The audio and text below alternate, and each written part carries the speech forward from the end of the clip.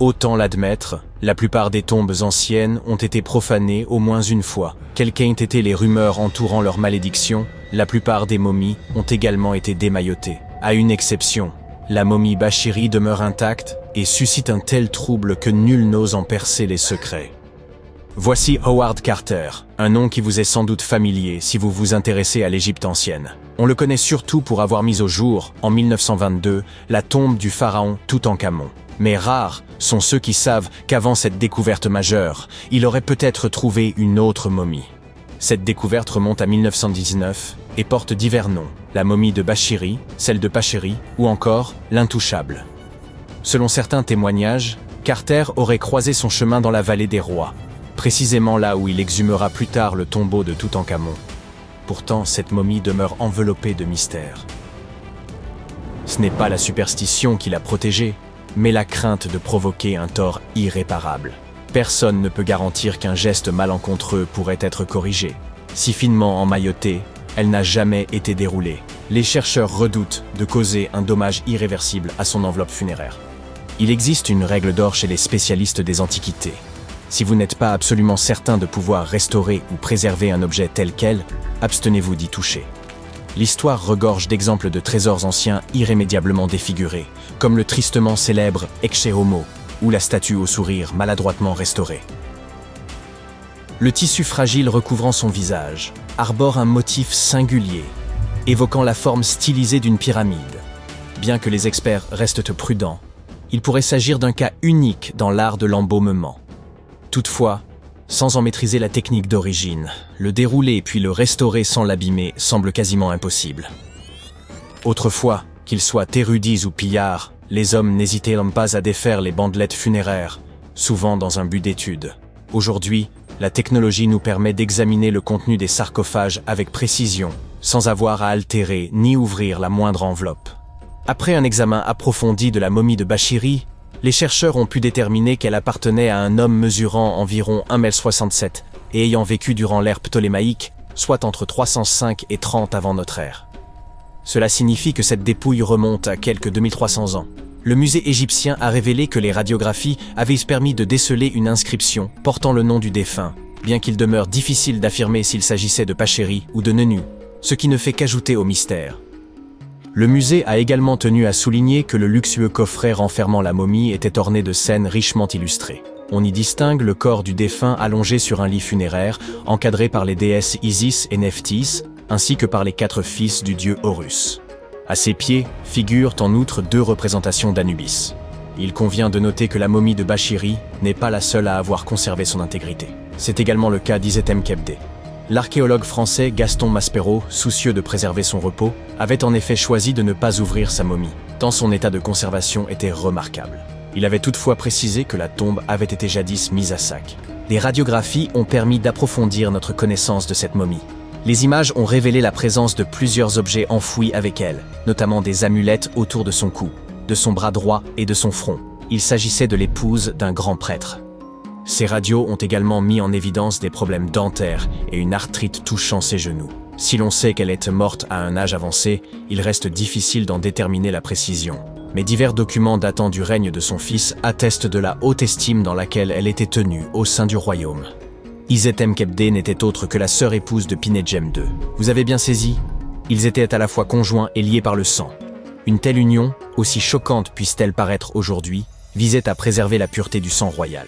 Un raisonnement comparable à celui des Habsbourg, dont la quête obsessionnelle de pureté aboutit à la consanguinité et à la tristement célèbre mâchoire des Habsbourg. Il ne nous appartient pas de juger les normes ou les pratiques de l'Égypte antique, mais ce que l'on peut affirmer sans réserve, c'est que tant Bashiri qu'Isetem-Kebdé ont eu la chance exceptionnelle de demeurer intacts. Toutankhamon, pour sa part, n'échappa pas à l'acharnement méthodique des chercheurs, au prix de nombreuses dégradations. Bien que la sépulture de Toutankhamon ait été mise au jour dès 1922, il fallut attendre l'année 1925 pour que les cercueils emboîtés soient ouverts lors d'une campagne de fouilles. Le premier, maintenu fermé à l'aide d'épingles en argent, dissimulait un second cercueil, anthropomorphe, décoré de verres colorés et de guirlandes florales. Des inquiétudes entouraient dans la momie royale, car elle avait été exposée à l'humidité.